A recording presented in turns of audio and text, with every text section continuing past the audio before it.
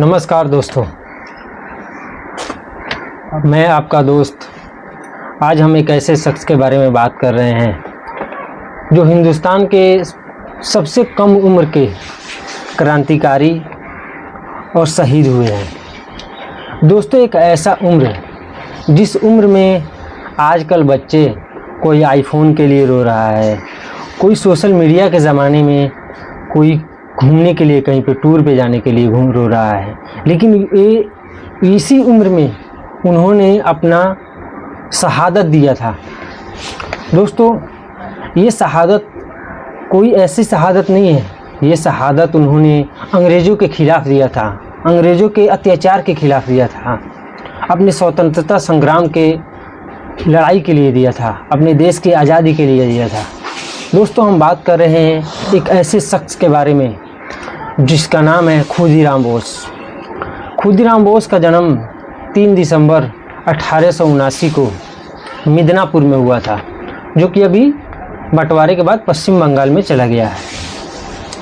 दोस्तों, उनके पिता का नाम त्रिलोकनाथ था और उनके माता का नाम लक्ष्मी प्रिया था। दोस्तों, बचपन में ही उनके माता और पिता का निधन हो गया था, जिसके कारण उनकी बड़ी बहन ने ही उनका पालन पोषण किया। घर की स्थिति काफ़ी अच्छी नहीं थी, जिसके कारण उन्होंने अपना शिक्षा किसी अच्छे स्कूल में ना करके अपने गांव के ही एक प्राइमरी स्कूल में ही प्रारंभ किया। स्कूल में के साथ साथ वे काफ़ी साहसी और देशभक्ति भी थे। खुदीराम बोस बचपन से ही काफ़ी देशभक्त और साहसी थे। खुदीराम बोस बहुत कम उम्र में ही अनुशासित समिति संगठन में हिस्सा बन गए। यह अंग्रेज़ों के खिलाफ चलाए जाने वाले आंदोलन में से एक था और उनके साहस और उनके देशभक्ति के कारण उनको बहुत जल्द ही उनको एक सर्वश्रेष्ठ स्थान मिल गया उस संगठन में।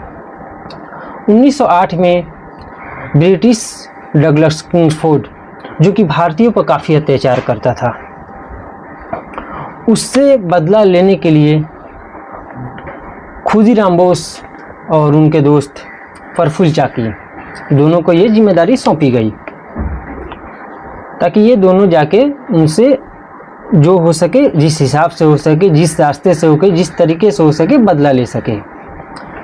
30 अप्रैल 1908 को दोनों जाते हैं मुजफ्फरपुर में किंग्सफोर्ड के गाड़ी पर हमला करते हैं, लेकिन दुर्भाग्यपूर्ण ये हुआ कि उस गाड़ी में 2 महिलाएं भी थी, अंग्रेज़ की महिलाएं थी, उनकी मृत्यु हो गई। जिसके बाद प्रफुल्ल चाकी ने काफ़ी हताश हुए और उन्होंने खुद को गोली मार ली और उसी के थोड़ी देर बाद खुदीराम बोस को गिरफ्तार कर लिया गया। गिरफ्तारी के समय मात्र उनका उम्र 18 साल था। गिरफ्तारी के समय वे मुस्कुराते हुए दिखाई दे रहे थे और गर्व से खुदीराम बोस ने अपना गुनाह कबूल कर लिया और कहा कि ये काम उन्होंने देश की स्वतंत्रता के लिए किया है। जिसके बाद 11 अगस्त 1908 को मुजफ्फरपुर के एक जेल में खुदीराम बोस को फांसी दे दी गई। भारत के इतिहास में सबसे कम उम्र के फांसी देने वाले में से कहा एक थे ये खुदीराम बोस। फांसी के समय वे मुस्कुरा रहे थे और मुस्कुराते मुस्कुराते फांसी पे चढ़ गए।